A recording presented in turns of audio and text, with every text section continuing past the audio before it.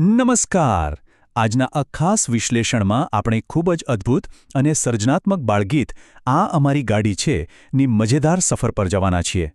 આ ગીત બાળકની રોજિંદી દિનચર્યાને એક સામાન્ય ક્રિયામાંથી કાઢીને એકદમ રોમાંચક ટ્રેનની મુસાફરીમાં ફેરવી દે છે. તો ચાલો આપણે આ સુંદર કવિતાને સાથે મળીને સમજીએ. આપણી આ યાત્રા શરૂ કરતા પહેલા ફટાફટ આજના રૂટ મેપ પર નજર કરી લઈએ. આપણે 3 મુખ્ય પડાવ જોવાના છે. પહેલું, આપણું શરીર એક રેલગાડી તરીકે કેવી રીતે કામ કરે છે. પછી પહેલું સ્ટેશન રસોડું, ત્યારબાદ બીજું સ્ટેશન નિશાળ અને છેલ્લે આપણું ઘર. તો ચાલો સૌથી પહેલા વિભાગથી શરૂઆત કરીએ. આપણું શરીર એક રેલગાડી. અહીં આ કવિતાનો મુખ્ય વિચાર ખૂબ જ શાનદાર રીતે રજૂ થયો છે.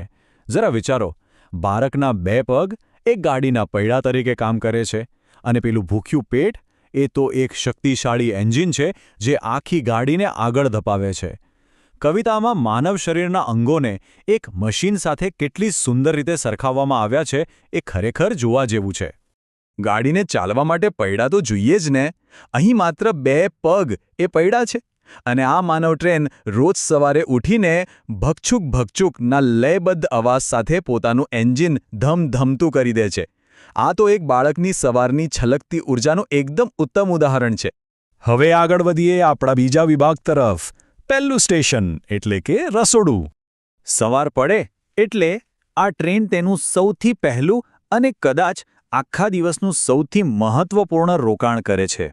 હવે કોઈપણ ટ્રેન સ્ટેશનને સ્ટેશન માસ્તરની જરૂર તો પડે જ ખરું ને. અહીંયા મમ્મી એ સ્ટેશન માસ્તર છે. મમ્મી જ સિગ્નલ આપે છે અને સીટી વગાડીને જણાવે છે કે પેસેન્જરો એટલે કે બાળકો હવે કકડીને ભૂખ્યા થયા છે અને નાસ્તાનો સમય થઈ ગયો છે. અહીં ખરેખર મજાની વાત તો એ છે કે ઢેબરા ખાવા અને દૂધ પીવાને એન્જિનમાં ઈંધણ પૂરવા સાથે કેવી સરસ રીતે સરખાવવામાં આવ્યું છે. કવિતા કહે છે કે એન્જિનમાં ઢેબરા નાખો રે, એન્જિનમાં દૂધ ભરો રે. આ માત્ર કોઈ સામાન્ય નાસ્તો નથી હો. આ તો આખા દિવસની દોડાદોડી માટે ગાડીમાં ભરાતું પાવરફુલ બળતણ છે. એકવાર આ એન્જિનમાં બરાબર બળતણ ભરાઈ જાય એટલે જોરથી સીટી વાગે છે અને ટ્રેન દિવસના સૌથી વ્યસ્ત જંકશન તરફ આગળ વધે છે. સવારના બળતણથી લઈને દિવસભરના કામ સુધીની આ દિનચર્યાની સફર જોવા જેવી છે. હવે આવે છે આપણો ત્રીજો વિભાગ, બીજું સ્ટેશન એટલે કે નિશાળ. આપણી આ ટ્રેન મોટેથી ભકચુક ભકચુક કરતી આગળ વધે છે અને સખત મહેનતના દિવસ માટે નિશાળરૂપી જંકશન પર પહોંચે છે. શાળાએ પહોંચ્યા પછીનું કામકાજ એકદમ નક્કી જ હોય છે. સૌથી પહેલાં તો દફતરરૂપી ભારે સામાન ઉતારવો, પછી વર્ગમાં જઈને બેસવું અને ત્યારબાદ શબ્દો અને વાક્યો લખવાનું ચાલુ કરવું.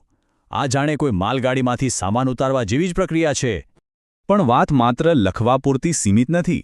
આખો દિવસ જોરજોરથી ગીતો ગાવા અને ગણિતના અઘરા દાખલા ગણવા જેવા શક્તિ માંગી લેતા કાર્યોથી ભરેલો હોય છે. અને આ બધી મહેનત પેલા સવારના બળતણને એટલે કે નાસ્તાને એકદમ ઝડપથી બાળી નાખે છે. અને અહીં જ બાળકની સાચી ભૂખને એકદમ આબેહૂબ રીતે પકડી લેવાય છે. કવિતાની પંક્તિ છે, એન્જિનમાં ઉંદર બોલ્યા રે, ભૂખ ભૂખ ભૂખ.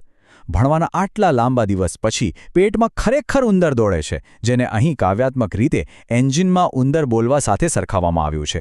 આ પરિસ્થિતિ તો આપણા સૌની સાથે થાય છે, સાચું ને? તેથી સહજ પ્રશ્ન થાય છે કે ભાઈ ઘરે જવાનું સિગ્નલ હવે ક્યારે મળશે? આ એક અદ્ભુત વિરામ છે જે દર્શાવે છે કે શાળાનો સમય પૂરો થતાં જ ફટાફટ કામ પૂરું કરવાની અને સામાન પેક કરીને ઘરે ભાગવાની બાળકોની આતુરતા કેવી હોય છે. અને હવે આપણે પહોંચ્યા છીએ ચોથા વિભાગ પર, છેલ્લું સ્ટેશન એટલે કે આપણું ઘર. આખરે વિદાયનો સિગ્નલ અપાઈ જાય છે અને ટ્રેન દિવસના અંતિમ મુકામ તરફ ખુશીથી દોડી જાય છે. અહીં સૌથી મહત્વનો મુદ્દો એ છે કે મુસાફરી જ્યાંથી શરૂ થઈ હતી ત્યાં જ સલામત રીતે પાછા ફરવા પર ભાર મૂકવામાં આવ્યો છે. સ્ટેશન માસ્ટર મમ્મી ઘરના પ્લેટફોર્મ પર આ ગાડીની સુરક્ષિત વાપસીની એકદમ આતુરતાથી રાહ જોતા ઉભા છે. ગાડી અચાનક ઊભી રહેવાને બદલે કવિતા ચૂઈ ચૂક જેવા એકદમ મજેદાર અવાજનો ઉપયોગ કરે છે. આ અવાજ એ વાતની યાદ અપાવે છે કે ચાલુ ટ્રેને ક્યારેય કૂદી ન પડાય. ઘરના સ્ટેશને આવીને ધીમેથી અને સુરક્ષિત રીતે જ બ્રેક મારવી જોઈએ. આ અંતિમ દૃશ્ય સવારની દિનચર્યાનું બહુ જ સુંદર પ્રતિબિંબ પાડે છે. તે રોજિંદા માલસામાન એટલે કે ભારે દફતર નીચે ઉતારવાની અને પહેલાં ભૂખ્યા એન્જિનમાં એટલે કે પેટમાં ફરીથી બળતણ પૂરવાની તાતી જરૂરિયાતને હાઇલાઇટ કરે છે. એટલે કે થાળી પીરસીને જલ્દીથી જમી લેવું. અને આ બધું આપણને એક અંતિમ અને રોમાંચક વિચાર તરફ દોરી જાય છે. આવતીકાલે આ 2 પગવાળી ટ્રેન વળી કયા નવા સ્ટેશનોની મુસાફરી કરશે? આ વિચાર ખરેખર એ સમજાવે છે કે આપણી રોજિંદી દિનચર્યાઓને કેટલી સર્જનાત્મક રીતે જોઈ શકાય છે.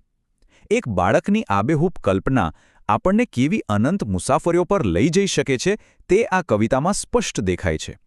આજના આ વિશ્લેષણ માટે આટલું જ. આશા છે કે આ કવિતાની અનોખી સફર સમજવામાં સૌને ખૂબ મજા આવી હશે.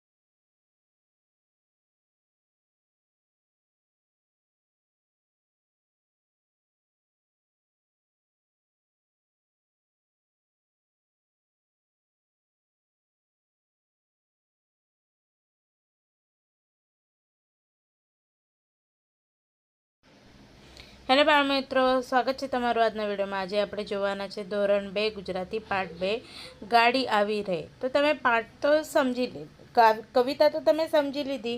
તો હવે આગળ આપણે એનું સ્વાધ્યાય જોઈશું. તો ગાડીના મજેદાર અવાજો. હવે હોય તો છુઈ છુક બોલવાનું છે અને સાચું હોય તો છુક છુક બોલવાનું છે. તો પપ્પા સ્ટેશન માસ્ટર છે તો છુઈ છુક. નિશાળનું જંકશન આવ્યું રે તો છુક છુક. એન્જિનમાં રોટલી ભરો રે તો છુઈ છુક. રમવા જલ્દી ઉપડો રે તો છુઈ છુક. ઘડિયાળનો કાંટો તૂટ્યો રે તો છુઈ છુક. મમ્મી રાહ જુએ છે રે છુક છુક. એન્જિનમાં ઉંદર બોલ્યા રે છુક છુક. રોજ સાંજે ઉપડે રે તો છુઈ છુક.